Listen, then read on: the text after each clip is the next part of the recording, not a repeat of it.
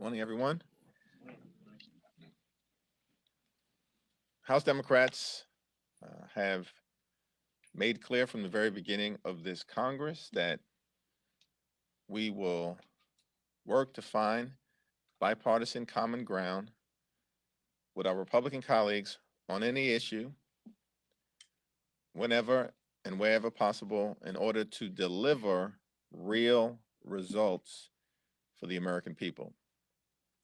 Once again, this week we stepped up to get legislation over the finish line connected to the child tax credit and the low-income housing tax credit, as well as disaster relief that will make a difference for hardworking American families.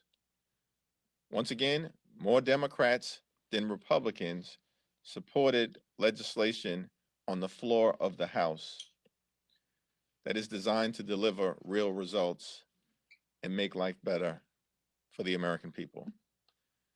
At the same period of time, we've also made clear that we will push back against Republican extremism whenever necessary.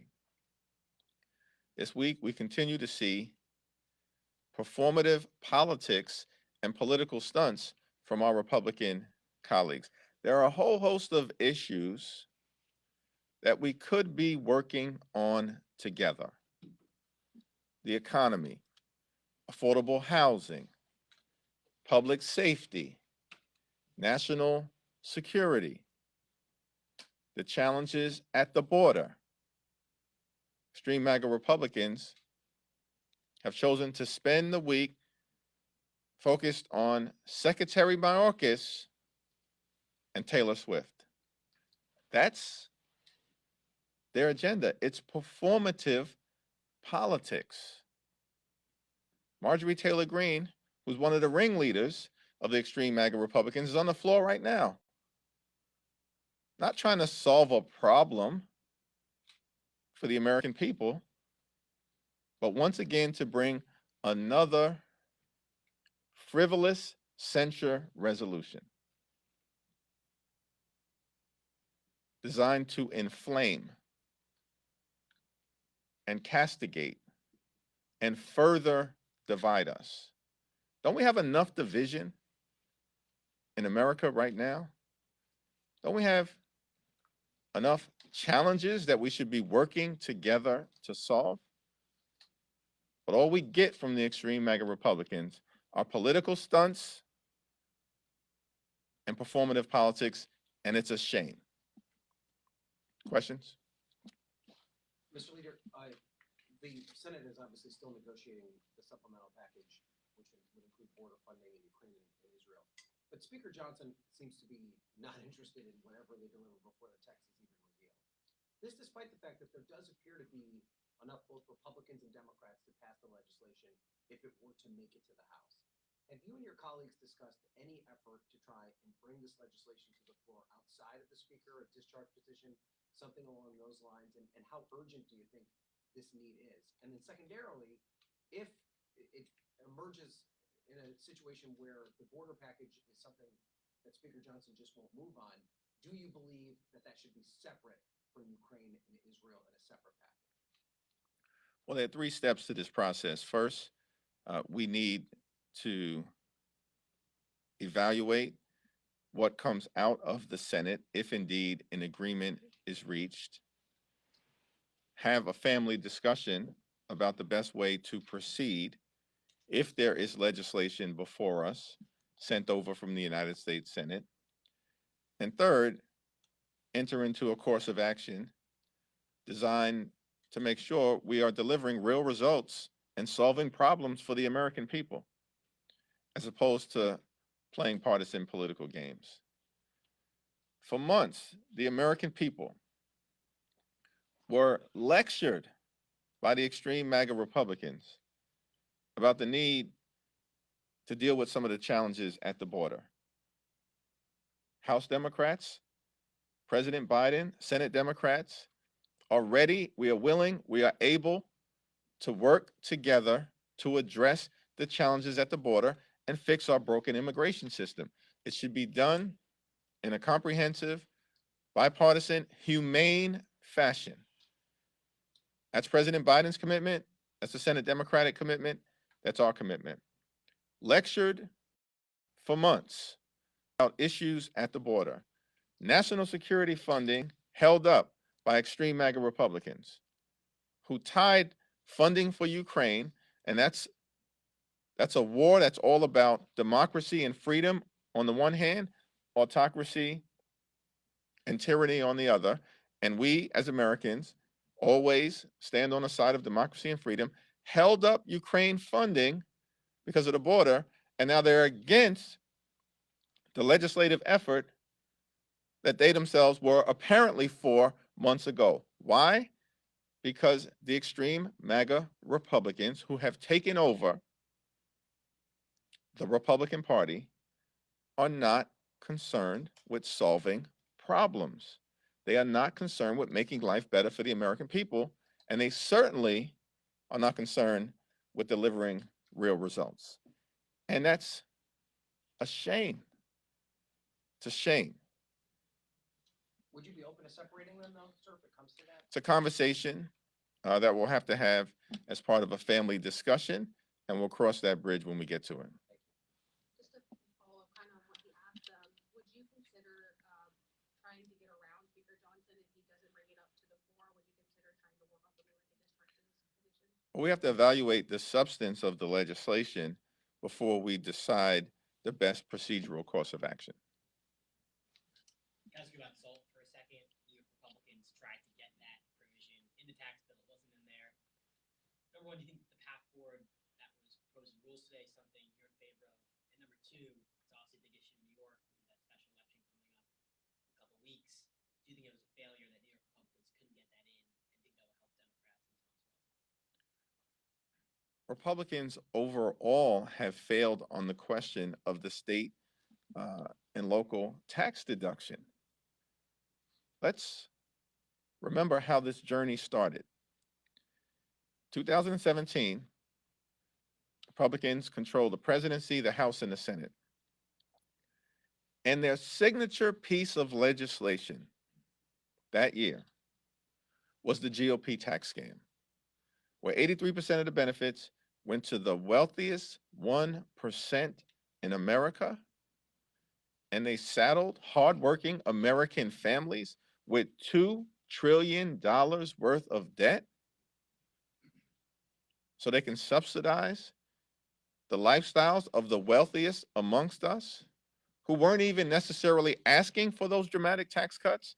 And in the process of passing the GOP tax scam, Republicans detonated the state and local tax deduction, which hurt middle-class families and retirees in New York, in New Jersey, in Connecticut, in Pennsylvania, in Illinois, out west, and at many points in between. Republicans created the problem when they blew up the state and local tax deduction and stuck middle-class families, in some cases, with tax bills that were $10,000 or $20,000 or $25,000 more than they might have otherwise faced. My colleagues from New York came to the Congress last year and said their top priority was going to be to fix the state and local tax deduction that Republicans broke, and they have failed to do it repeatedly. And I have no confidence in their ability to change that situation. It's going to take Democrats dealing with the tax code in a manner that puts middle-class families and hardworking American families first, as opposed to the wealthy, the well-off, and the well-connected, which is what Republicans continue to do. Thank you, Mr. Leader. So what do you make of Congressman Troy Nell's comments about Congresswoman Cori Bush following the DOJ into whether she misused campaign funds. Now, he called her husband a thug and stated that if she were, quote, loud all the time, she wouldn't need security. Clearly peddled in racially inflammatory language. He should apologize. It's disgraceful. And as far as I know, the person that he called a thug actually served in the United States military, putting his life on the line as so many of our service women and men do.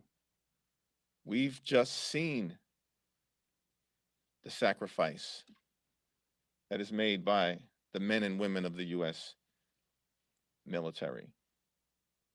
It's a solemn responsibility that they undertake. And to casually just throw out language, calling people thugs, is shameful. There's been a uprising and swatting incidents across the country that have affected members of Congress on both sides of the aisle. What's your reaction to this fight? And do you think that there's a legislative fix to what's been happening? Well, we should look at all available options in terms of partnering with the law enforcement community here on Capitol Hill and across the country to push back against these aggressive swatting incidents that do endanger the lives of the American people, the families of members of Congress, and the responding law enforcement officers themselves, because of lies that are being told to draw law enforcement officers into a situation that could, if gone wrong, result in people being seriously injured. It is an issue that I think we can work on in a bipartisan way. These swatting incidents, of course, are affecting everyone. And members of Congress should be able to serve free of violence, harassment, and intimidation on both sides of the aisle, so we can do what the American people sent us to Washington to do, which is solve problems and deliver real results. Thanks. Back, all the way back. I'll come back to you. A substantial wave of layoffs in big news outlets. Just yesterday, reporters here on the Hill found out that outlets were shutting down some news reports. Curious if you have any reaction to that. Do you have any concern about that, given our role? Yeah, we should all be concerned about the decline in the ability of the American people to receive information in a clear, a comprehensive, and a transparent fashion from the American media, which is central to our democracy. We have the Article 1 legislative branch. We have the Article 2 executive branch. We have the Article 3 judiciary branch. These are all important institutions connected to the great American democratic experiment. But central to that experiment as well is the freedom of the press and the ability for the American people to receive information, to understand what their representatives are doing, what their judges are doing, what the president is doing in connection with the issues of the day. And I think there are some efforts before the Judiciary Committee to figure out how we might be able to better support local news all across the country. And those are efforts that I hope, continue to lead to something fruitful. Senator Jeffries, some of your Republican colleagues plan to announce later today a couple of actions against the Education Department's botched rollout of the new FAFSA form. What, if anything, do you think should be done in response to the delays? Well, we should take a look at the situation and make sure that any problems that occurred that create challenges for our young people pursuing assistance in terms of their efforts at higher education are resolved. Leader Schumer has called for a crackdown on Zyn nicotine pouches. I'm curious if you think there should be a crackdown on Zyn. Haven't spent a lot of time on the issue, but I look forward to looking into it. Back to the border a little bit. Obviously, you've got Speaker Johnson and a lot of House Republicans calling this dead on arrival in the House. Obviously, there's still an effort, especially once the text gets out, to try to pass it. But there are also some Democrats in the House, progressives, and some in the Senate as well, who are raising concerns about some of these provisions. They worry that President Biden might sell out immigrant communities. They've said that in some press conferences. What's your message to those folks and their concerns on this topic? We have a broken immigration system that we need to fix. President Biden has asked for the tools to fix it. And there's an ongoing discussion that hopefully will result in a legislative product that we can all evaluate on our side that should be consistent with two important American values. First, we are a nation of immigrants, and that will continue to be important to our future competitiveness. Second, we are a nation anchored in the rule of law. And I certainly don't think that it is responsible for extreme MAGA Republicans to say that on such an issue of importance relative to addressing and fixing the challenges at the border, that anything is dead on arrival before they've even had an opportunity to review it. That is not responsible legislating. That's playing political games. And the American people are sick of it. And the American people should be sick of it. Because the American people can see with their own eyes that there are real challenges at the border.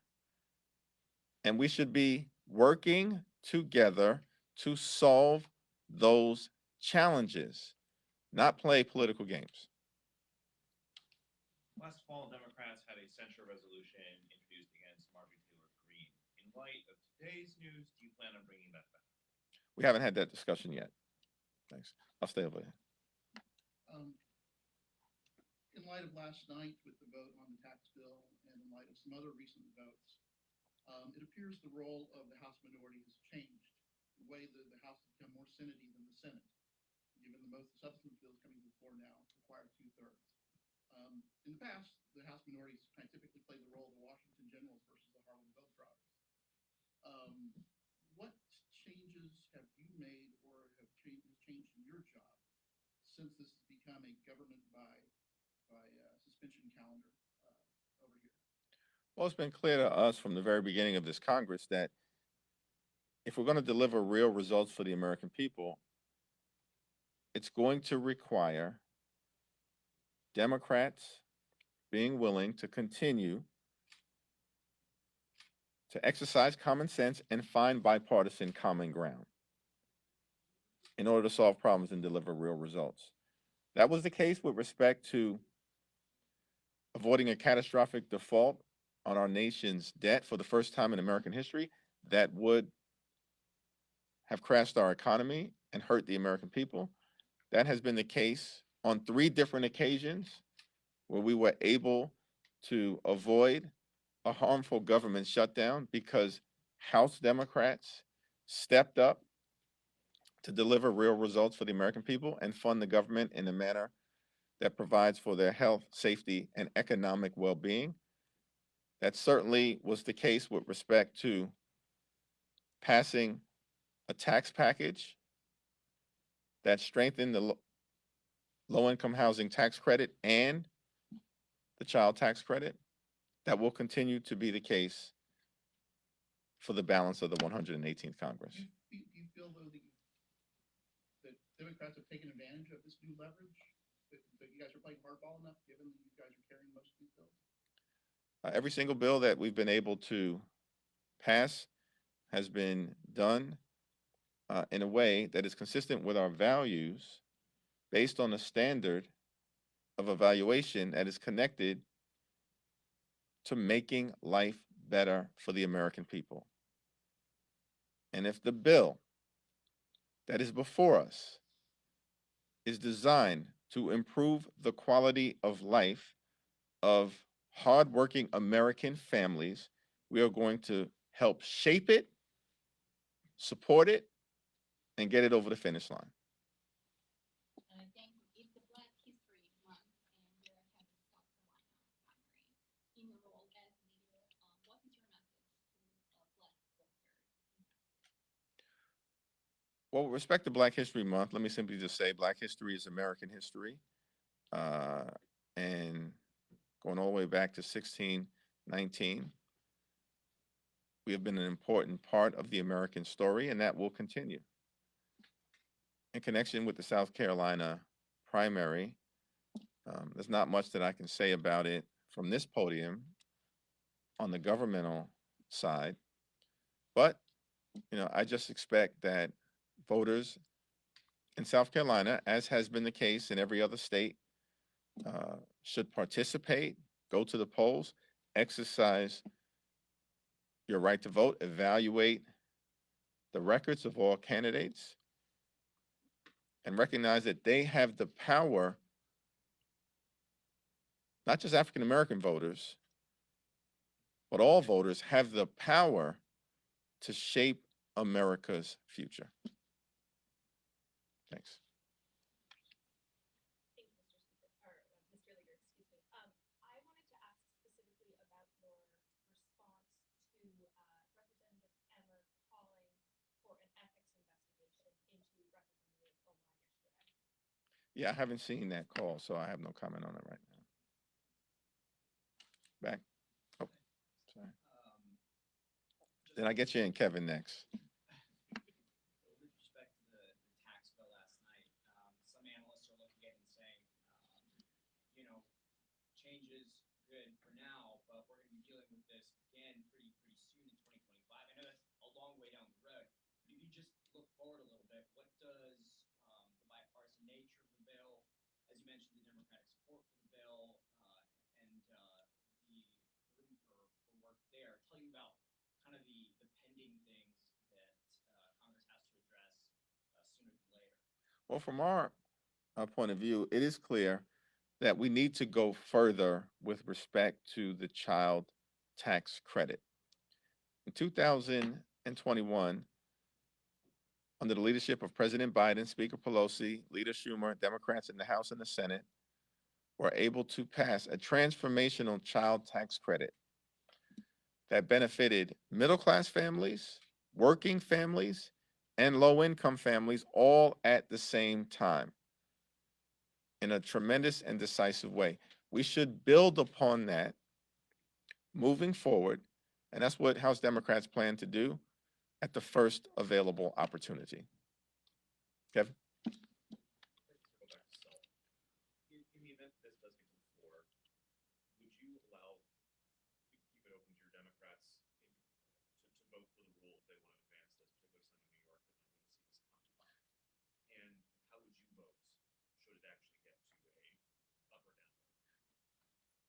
We have to evaluate the actual proposal to strengthen and restore the state and local tax deduction before we make any procedural decisions about the best path forward.